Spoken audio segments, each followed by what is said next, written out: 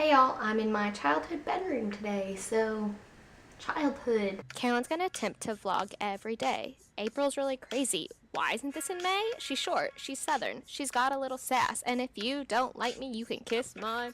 Since I was home and had access to my bookshelf from when I was a kid, I thought I would do the video I suggested Allison do a few days ago, which is the favorite books from your childhood. And I also found this shirt from 2002 when I was a fourth grader at elementary school. And this was from our big event we had every year. And apparently when I was in middle school, I decided it was a good idea to cut the sleeves so I could wear it still. It barely fits me. I can not really breathe that well, but I'm wearing it. So that's what you get. I'm gonna start with when I was in pre-K, and just a baby. So before I started elementary school, my favorite book was The Stupid Step Out. It's from the 70s and it's about a family that just does stupid things. I don't know why it was my favorite book. I don't know why my parents read it to me so much, but I had it completely memorized by the time I was 2 or 3 and would read it out loud places. And people thought that I knew how to read when I was like 2 or 3 because I knew how to read The Stupid Step Out. So that was my favorite book when I was a toddler. I also loved the Eric Carle books. I think they're still great books for people with kids. But yeah, the Eric Carle books are great. Read them to your children in the future. Now on to elementary school. So the years like 1998 to 2002-ish. I don't know. My favorites when I was in kindergarten and first grade was the Junie B. Jones books. I'd say actually through like second grade. I read them. I had every single one up until the Junie B. Jones First Grader at Last is the last one that I purchased. I remember going to the store like waiting to get them when they came out, and it's like the first thing that I was like obsessive about. And I loved them all. Every like Halloween we had dressed like a book day at school, and I dressed up like Junie B. Jones 3 years in a row. So, yeah, Junie B. Jones books. They aren't here because my mom gave them to somebody who had a young daughter, which is fine. Share the love. I also loved the American Girl doll books. This is one of the later ones, and I don't know if I ever actually read it because I got it at the very end of my American Girl doll phase.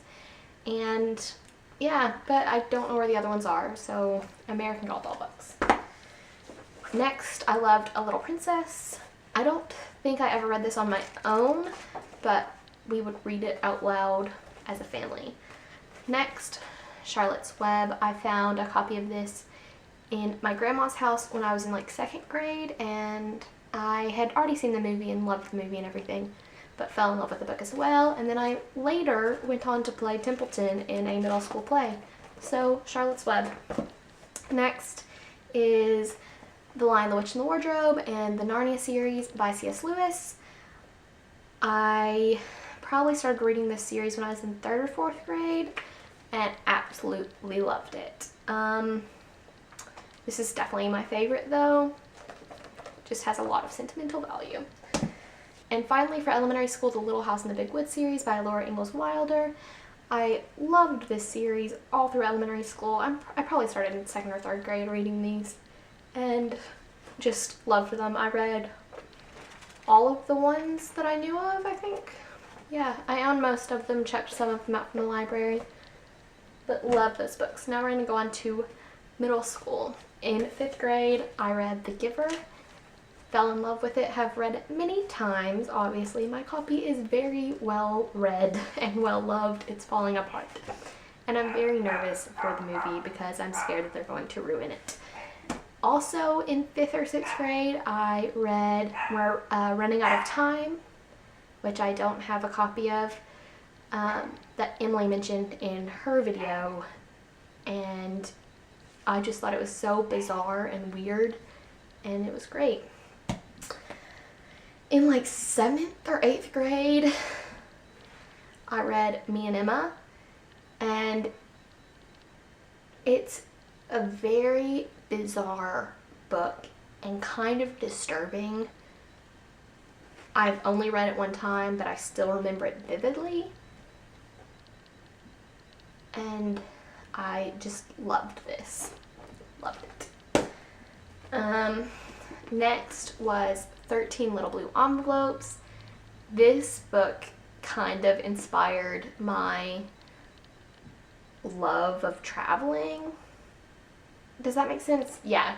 This book made me want to travel a lot. So, 13 Little Blue Envelopes.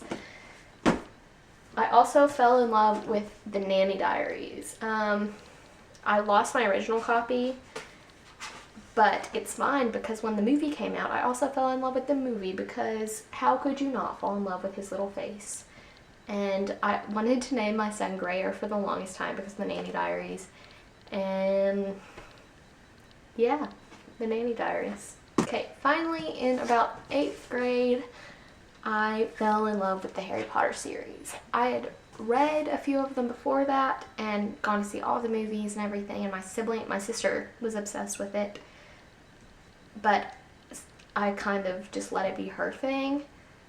But then I read them all the summer after 8th grade and just fell in love and became obsessed. So the Harry Potter series, this is the only copy I have in my room, and I'm too lazy to go downstairs to get the family copies of the other ones. So that's what you get. I read a lot that summer. I also read the entire Gossip Girl series that summer, the ones that were out at least. And since then, I've read the entire series, plus like the 2 or 3 spin-off series, the prequel, the sequel. Yeah. But it was right before the TV show was coming out, and I was just really excited about the TV show. So I read all of the books. I also read this book, which made me kind of fall in love with young adult literature. Before then, I was still kind of reading, I guess more like child, I don't know. Most of this stuff is young adult, but more modern young adult literature. This Sarah Dessen's books made me fall in love with them. And this was a really good book. I love it, still love it, and still think about it a lot. So, Sarah Dessen's Just Listen. Also that summer, My Sister's Keeper by Jodi Picoult, which for the longest time I thought her name was Picolti, and I might not even be saying it correct now. But yeah, really loved this book, then went and saw the movie and got really angry. If you've read it and seen the movie, you know why. And finally, the summer before my freshman year of high school, also the summer after 8th grade, where I read all these other books, I read The Secret Life of Bees for school and fell in love with it. And, such a good book. But that's all I have to talk about, because I figure childhood for me is kind of leading up to high school, and then after that I kind of was a real teenager, so not really a child. I guess I still feel like a child. But those are all the ones that I'm going to talk about today, and I'm going to go quickly edit this now, and I will talk to you all tomorrow. Bye! I'm sure there are more books, but these are the ones that were on my bookshelf and the ones that I can remember off the top of my head, and I'm too lazy to do actual research because my bookshelf is downsized majorly. If you can see, that's all I have right now, so not many books here at all anymore.